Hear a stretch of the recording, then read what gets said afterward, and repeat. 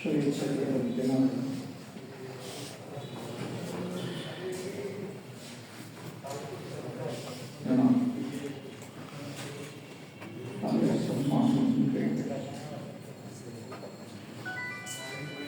কারাগারের ভিতর থেকে নেতা নাসিহা এই সংগঠনের জন্য আজকে আমাদের হাতে বলে আপনাদের তুলে দিচ্ছে পাবলিকেশনস কারিগর হিসেবে কাজ করছে কারিগরি আমাদের স্নেহের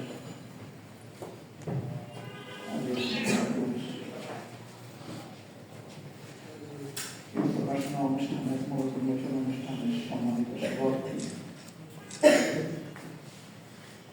সম্মানিত নেতৃবৃন্দ, শহীদ পরিবারের অতি সম্মানিত সদস্য সদস্যবৃন্দ এবং আজকে উপস্থিত ভাই বোনেরা, সাংবাদিক বন্ধুগণ,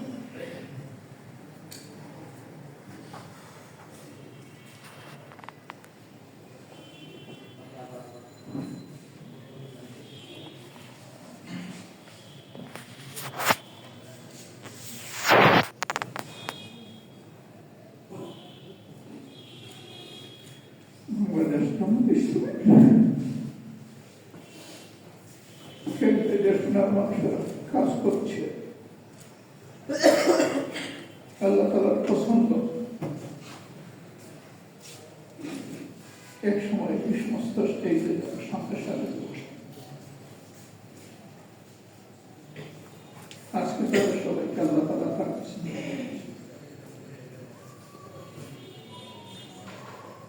আমরা অসন্তুষ্ট নই,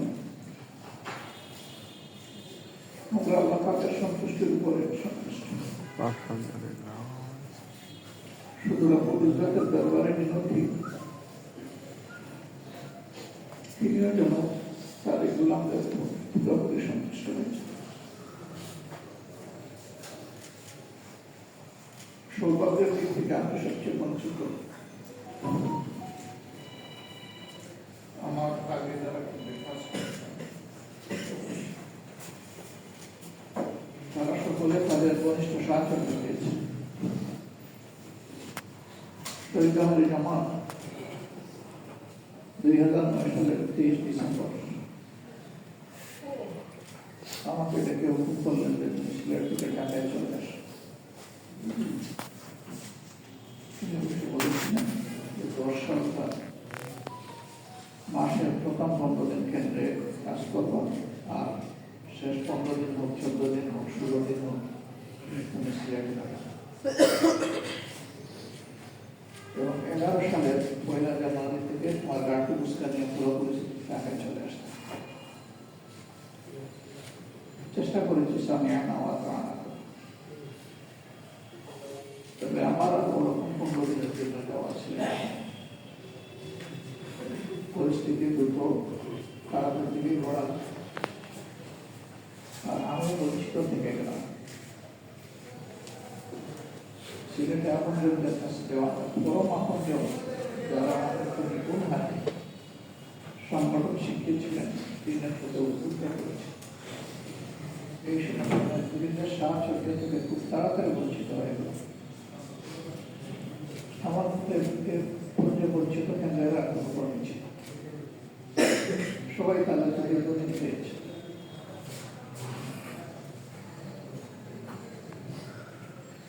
যে বইটা আমি দেখলাম সেটা ছিল তিনি অনেক বেশি কিছু, তিনি এটার মধ্যে সীমাবদ্ধ না।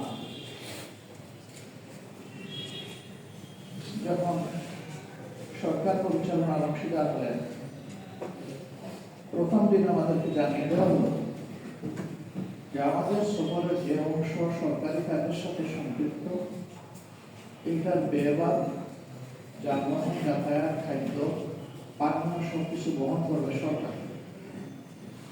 আর যে অংশটা সংগঠনের সাথে সম্পৃক্ত, ওখানে গাড়ি, খাদ্য, সবকিছু যা আছে সবকিছু বহন করবে সরকার। আমরা চেষ্টা করি সারা দেশে আমাদের এই নাসিহা বুঝার এবং পালন করা। একবার তিনি সিলেট শহরে গেলেন, আগে আমাকে বললেন যে আমার ওইটার কথা বললেন, ওরা বললো যে ওদের রান্না করে পাঠায় তারপর চাকরি করেছে। আমি বললাম হ্যাঁ, আমি আপনার কর্মীকে আপনার উপকারী দেয় যেটা বলেন জানেন। আমার বিশেষকে জানালাম, সে বললো উনি যদি আমাকে কর্মী স্বীকার করেন তাহলে আমার হাতে রান্না আমার বাসায় এসে আমি কাজ করছি। আমার থেকে আরো ভালো রান্না বাড়া করে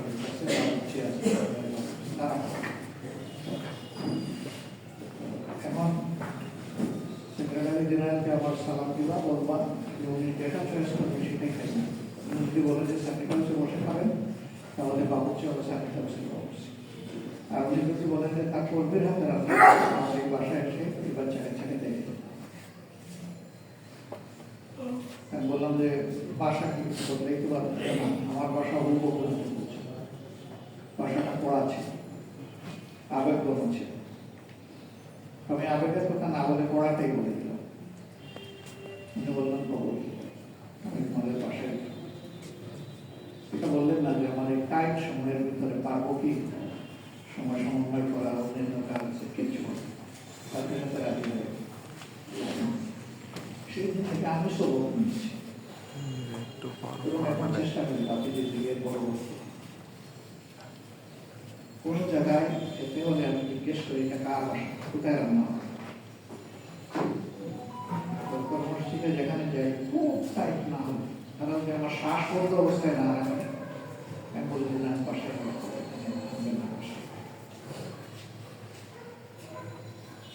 আমি আমার দায়িত্ব শিখে দেখেছি তার একজন একটা চিন্তাকে কিভাবে সম্মান করেছে আমার জন্য মাত্র বলেন প্রকাশ করেন এই বিষয়টা যে একটা বিষয়ের শরীর পরিবারকে আমরা সহযোগিতা করেছি। বিষয়টা এমন ছাত্র জীবনে আমি পরম শ্রদ্ধার সাথে স্মরণ করছি হযরত মাওলানা আব্দুল আলী রাহিমাহুল্লাহ। তিনি বলেছিলেন যে আমার একটা সন্তানকে আল্লাহর জন্য আপাতমস্তক আলিপ্ত গিয়া আমি ওয়াকফ করে দিতে চাই, এটা হলো আমি চাই।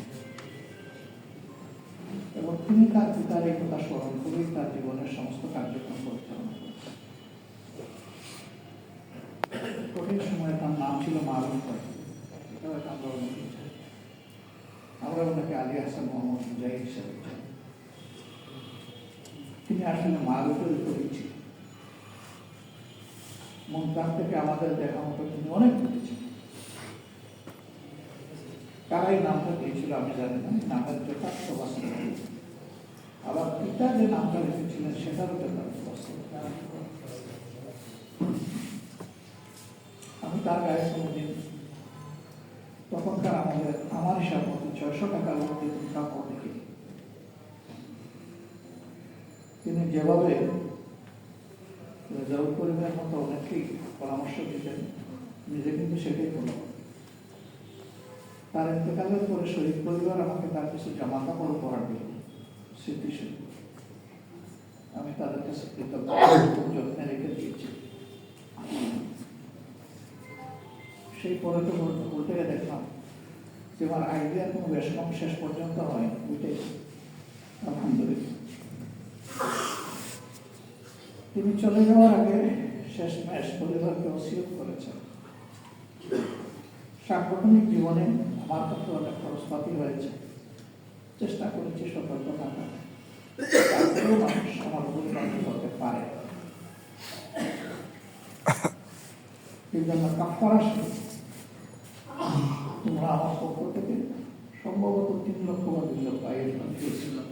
3 লক্ষ অনেক দিনের ব্যাপার। তো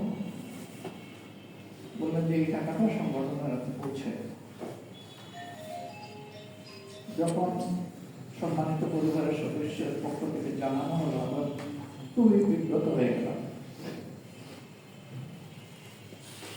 আমরা তো ওনাকে দুধের মতোই সাদা দেখেছি। তিনি তো তার জীবনের সবকিছু ওয়াকফ করে গেছেন, এখন বাকি থাকলো। কিন্তু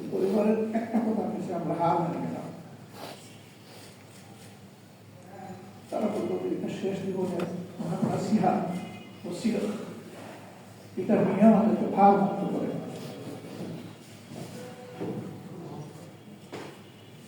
একজন দায়িত্বশীল কতটা সতর্ক হলে তিনি কিছুক্ষণ করে তারপরে ফাঁস করছে। তিনি সংগঠনের হকের কথা বললেন, আদর্শ স্কুলের মধ্যে তিনি প্রিন্সিপাল ছিলেন। এরপর সংগঠন বেঁধে তাকে এনেছিল। তিনি আসলে তিনি সংগঠন এবং সংগঠন মানে তিনি এরকম অবস্থা ছিল।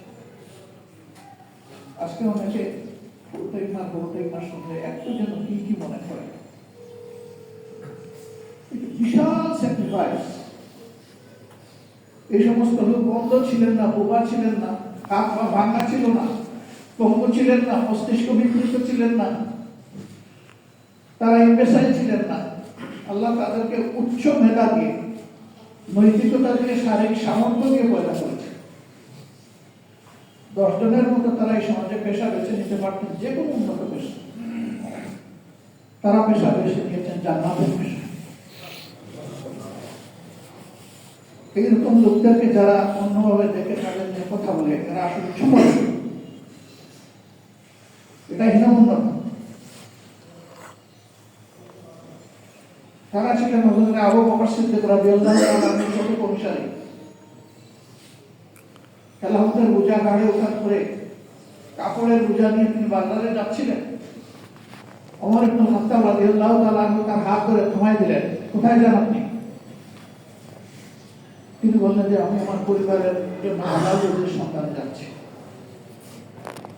বললেন যে এতদিন আপনি পরিবারের প্রপার্টি ছিলেন, এখন আপনি উম্মার প্রপার্টি। এখন এই কাপড়ের গাঁটটি আপনি আর বহন করতে পারবেন না, এখন উম্মার বোঝা আপনাকে বহন করতে হবে। সে বোঝা ফেলে দিয়েছিলেন, সে বোঝা রেখে দিয়ে উম্মার বোঝা কাঁধে তুলে নিয়েছিলেন। ওমর ইবনে খাত্তাব রাদিয়াল্লাহু তাআলা আনহু পরিজাত স্ত্রী একিতে বললেন, খলিফাতুল মুসলিমিন, মানুষের জীবনে আনন্দ হিন্দুর থাকে, আমার পরিবারে সাদামাটা সব কিছু, এমনকি ঈদের সময় বাচ্চাদেরকে আলাদা কিছু দিতে পারে। তা আমি ঈদের জন্য বাচ্চাদের জন্য কিছু জমিয়ে রেখেছি, মেহরবানি করে এটা দিয়ে বাচ্চাদের জন্য এক্সট্রা কিছু ঈদের খরচ করবো। কিচ্ছু বললেন না, পুরো এমনটা নিয়ে স্থির হাত। বাইতুল মালের খাজানার যিনি দায়িত্বশীল তাকে দেখে বললেন, এই টাকাটা আমার পরিবারের যারা রেশন দিয়েছিলেন এটা তো ফেরত, এটা লাগে নাই অবশিষ্ট।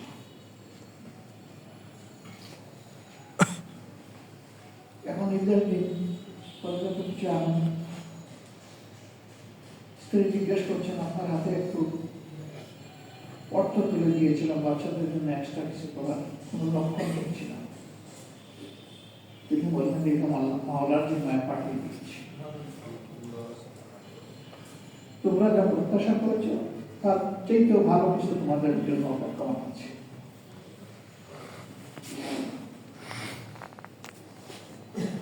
শহীদ আলী হাসান মোহাম্মদ মুজাহিদের জিন্দেগির এই শেষ নসিহত, সেটাই আমাদেরকে স্মরণ করিয়ে দিচ্ছে, আমাকে আমার সহযোগী। এই পথে আমরা যারা চলব, আমাদের প্রসন্ন স্বচ্ছতা নিয়ে চলতে হবে, আমানতদারি নিয়ে চলতে হবে।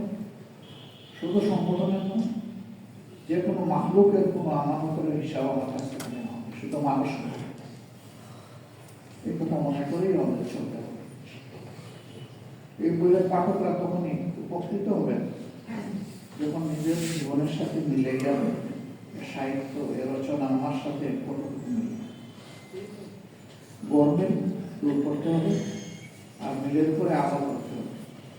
তাহলে তার এই উপহার আমাদের জন্য শুধু আমার সার্থক হবে। আমি পরিবারের জন্য বিশেষভাবে দোয়া করে ঈশ্বরের উত্তরাধিকার, রোহানি উত্তরাধিকার, জিসমানি উত্তরাধিকার পাওয়া পেয়েছে। আল্লাহ যেন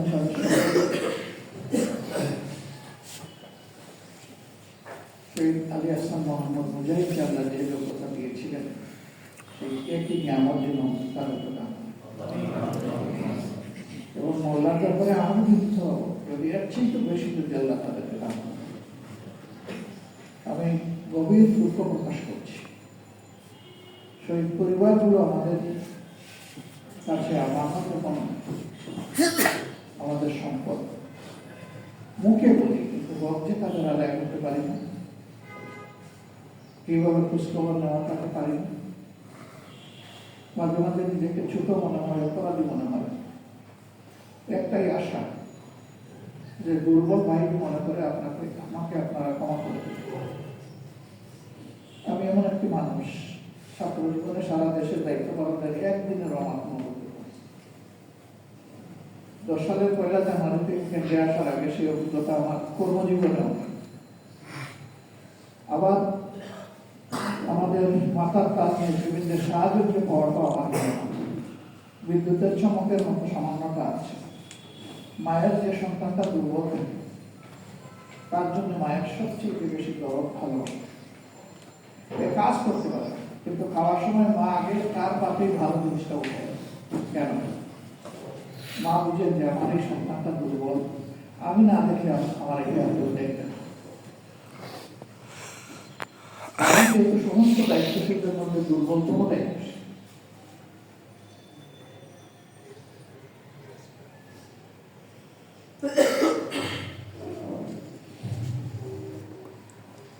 এই কারণে আমি আশা করবো যে আপনারা আমাকে ক্ষমা করবেন এবং আমার জন্য দোয়া করবেন। সেই সাথে আমার সহকর্মীদের জন্য দোয়া করবেন যাতে এই কঠিন মুহূর্তে শহীদ নেতৃবৃন্দের কাছে যাওয়া আমাদের কোনো খেয়াল, আমাদের কোনো ভুল সিদ্ধান্তে শহীদের কামিলাতে কোনো ক্ষতি না, বরঞ্চ আমাদের চিন্তা, কথা এবং কাজ ক্রমান্বয়ে শহীদের কামিলাকে যেন জনগণের একদম হৃদয়ের সাথে লেপটা দেয়, হৃদয়ের অংশ মানে আল্লাহ যেন আমাদের বিশেষ অংশ। এই বইটি আমার সহ সমস্ত সহকর্মীদের জন্য উত্তম সবক হবে এই প্রত্যাশা ব্যক্ত করে আমি এখানেই শেষ করছি। আসসালামু আলাইকুম।